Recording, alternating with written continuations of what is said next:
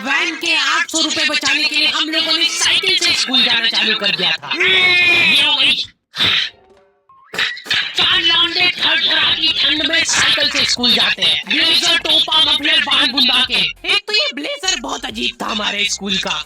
2 जेब थे हमारे ब्लेजर में और 2 ही अंदर की साइड थी। हमारे स्कूल वालों को लगा कि बाहर जेब का क्या ही यूज हो सकता है, इसलिए उन लोगों ने बाहर जेब ही नहीं दी।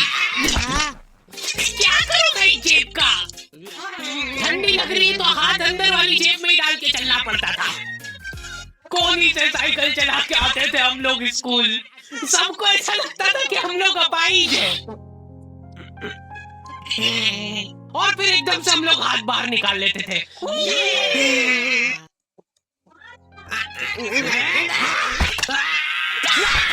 मजाक बना के रख दिया डिसेबिलिटी को। अपाहिज लोगों की रिस्पेक्ट कम हो गई थी हमारी वजह से, लेकिन लड़कियां खुश हो गई थी इस इनोवेशन से। उनको लगा था कि ब्रा का खर्चा नहीं करना पड़ेगा, अपना जो भी सामान है उसको एकदम जेंटली इन जेबों के अंदर प्लेस कर देंगे। लेकिन इसमें छोटी सी दिक्कत थी। स्कूल वालों ने लड़कियों के ब्लेजर में एक ही जेब रखी थी। तुम लोग नहीं समझोगे कितना मुश्किल होता है एक ही जेब में इतना सारा सामान घुसाना। हर रोज लेट होते थे हम लोग स्कूल, क्योंकि मेरी साइकिल की चेन ढीली थी। थोड़ी सी भी स्पीड बढ़ाते थे तो वो चेन उतर जाती थी। लेकिन पापा ने मेरे को प्रॉपर ट्रेनिंग दे रखी थी चेन चढ़ाने की। एक जना ऐसे खींचेगा टायर, उतने में अपने को पानी से फटाफट कस देना है। ये हो गई टाइट।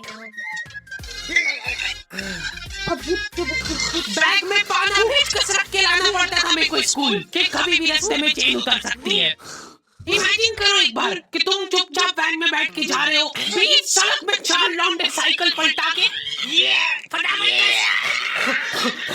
क्लास में बैठे हो। मेरे को डर बना रहता था कि कोई गलती से मेरा बैग चेक नहीं कर ले। तो आज हम लोग पढ़ेंगे टेंस। सबसे घटिया, वाहियात, नीच टॉपिक लगता था मेरे को टेंस। पास्ट, प्रेजेंट और फ्यूचर तक बात ठीक थी। प्रेजेंट कंटीन्यूअस टेंस क्या होता है? सिंपल पास्ट, पास्ट कंटीन्यूअस, मतलब वो बीत चुका है पर चल भी रहा है। क्या है ये? कितना भी समझ लो इस टॉपिक को, एग्जाम में जाके तुमको अंदाजे से ही सेंटेंस चूज करना पड़ेंगे कि ये सुनने में अच्छा लग रहा है तो यही होगा सही। एग्जाम में इन्विजिलेटर हमको क्वेश्चन पेपर पे कुछ नहीं लिखने देता था। इनको ऐसा लगता था कि हम लोग क्वेश्चन पेपर पे आंसर लिख लिख के चीटिंग करेंगे। लेकिन हमारी क्लास के बच्चे एडवांस हो गए थे। ये पूरी की पूरी आंसर शीट एक्सचेंज कर लेते थे कि तू लिख के दे, देखो आता है तो। बोर्ड एग्जाम थी यार हमारी, और हमारे स्कूल वाले बोर्ड एग्जाम को बहुत सीरियसली लेते थे। अलकायदा टाइप ट्रेनिंग मिली थी हम लोगों को। एग्जाम देते हुए कहीं से भी बॉम्ब गिर सकता है, लेकिन तुम्हारे हाथ नहीं रुकना चाहिए। चाहे तुमको क्वेश्चन आता हो या ना, कुछ न कुछ लिख के ही आना है। हमारा एक ही मकसद होना चाहिए, आंसर शीट भरना। नहीं आए तो भी कुछ भी लिख के आ जाओ। मेरे को ये नहीं समझ आता कि मैं कुछ भी कैसे लिख के आ जाऊँ। मेरे को आता ही नहीं है, क्या लिखूं मैं? एक तो हमको इतना डरा धमका के भेजा गया था ना सेंटर पे, मैं नर्वसनेस में जाके अपना नाम भूल गया वहाँ पे। इन्विजिलेटर ने नाम पूछा, मैं सोच रहा हूँ क्या हो सकता है। बेटा नाम, नाम तुम्हारा। 2 मिनट। हाँ हेलो मम्मी, मेरा नाम क्या है? बोर्ड एग्जाम के नाम पे इतना डरा दिया था ना स्कूल वालों ने हमको। अच्छों का मुंह निकल जाता है टट्टी के साथ मिक्स होके। तुम लोगों का एक सेंटर आएगा जिसके चारों तरफ सैनिक तैनात रहेंगे। बिना एडमिट कार्ड के वहाँ पे आसपास भी भटकते हुए मत दिख जाना, जिंदा जला देंगे वो लोग। और अगर चीटिंग करते हुए पकड़ा गए तो ना तो तुम हमको जानते हो ना हम तुमको जानते हैं। हम लोग एग्जाम वाले दिन सेंटर पहुंचे तो बच्चों से ज्यादा सिक्योरिटी थी वहाँ पे। आज तक इतनी सिक्योरिटी मैंने एयरपोर्ट पे भी नहीं देखी थी। आर्मी वगैरह खड़ी थी वहाँ पे टैंक लेके। वो सिक्योरिटी वाले एक एक रबड़ का रैपर निकाल के देख रहे थे कि उसके पीछे तो नहीं लिख के लाया कुछ।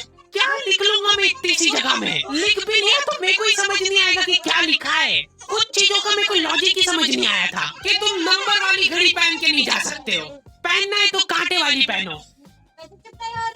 उनको शायद शक हो गया था कि ये सारे लोग एक साथ कोऑर्डिनेशन करके बम नहीं फोड़ दे। उधर एक बच्चे की घड़ी का अलार्म बज गया और वो बजता भी बॉम्ब के टाइमर जैसा है।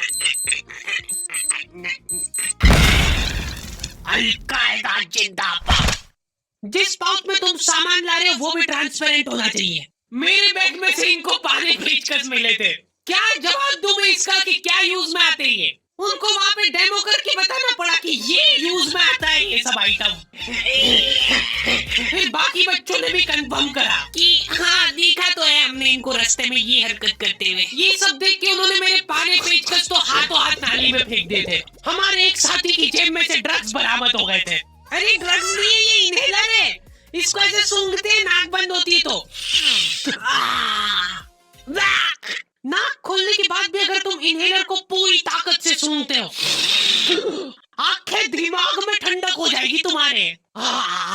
वो बच्चे नहीं होते जो पूरा साल टाइम पास करते और एग्जाम के एक दिन पहले पढ़ के एग्जाम देने आ जाते हैं। वो बनने की मैं कोशिश ही कर पाया था सिर्फ। मैंने सोचा था आखिरी रात मेरी है, रात भर मैं पूरा सिलेबस चाट जाऊंगा, पर मैं एग्जाम के एक दिन पहले बीमार पड़ गया।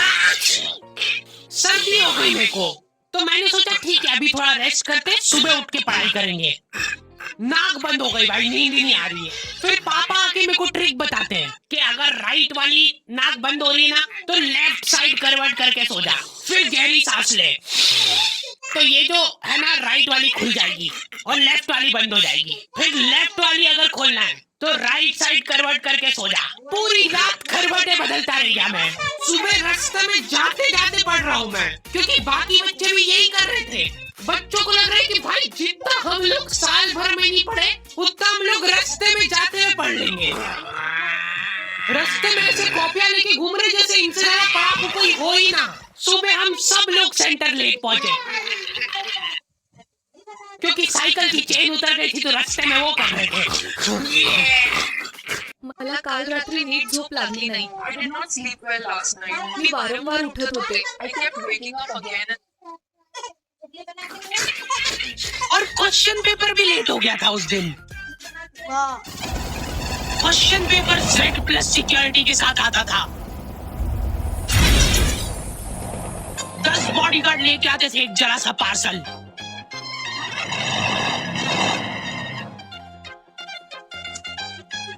और फिर देने के बाद बोलते थे ये असली पार्सल नहीं है। असली नहीं है तो जोर से भी बोल सकते हो, ये असली पार्सल नहीं है।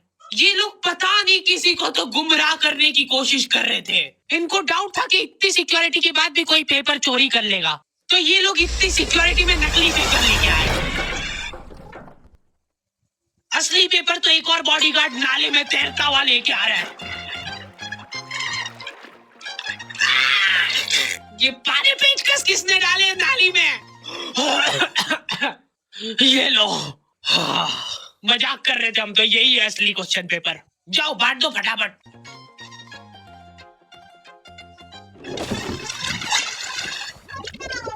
ये अपना आपस में एक दूसरे को गुमराह कर रहे थे। एक बार बस सोच के देखो कि ये सारी हरकतों के बाद भी अगर पेपर लीक हो गया, सोचो एक आदमी टेलीग्राम पे क्वेश्चन पेपर भेजने लग गया था, वो भी एग्जाम के महीने भर पहले से, तब तक क्वेश्चन पेपर बना भी नहीं था। तो अब जो आदमी हमारा क्वेश्चन पेपर सेट करने बैठा, उसने सोचा कि उसका काम इजी हो सकता है, क्यों ना थोड़ा सा स्मार्ट वर्क कर लिया जाए। उसी ने सबसे पहले वो फेक क्वेश्चन पेपर खरीदे और वैसे के वैसे चेप दिए। जिसने पेपर लीक करा था वो खुद सोच में पड़ गया कि ये कैसे हो गया। एग्जाम खत्म होने के बाद इन्विजिलेटर को बहुत मजा आता भाई कॉपियां छीनने में। एक सेकंड भी किसी को ज्यादा नहीं मिलना चाहिए। बस एक बार टाइम ओवर होने के बाद कैसे लिखा तूने? एक बच्चे ने खुद से कॉपी दे दी तो इनको डिसरिस्पेक्टफुल महसूस हो गया था। उसको वापस से कॉपी दे दी कि लिख ले थोड़ी देर और। जैसे लिखने लगा वापस छीन ली। ओके, तो दी एंड हो चुका है। पिछली बार मैंने तुम लोगों को 2.5 लाख लाइक का एम दिया था, जो कि तुम लोगों ने बहुत आसानी से कर दिए थे। तो इस बार एम रखते 3.5 लाख लाइक्स।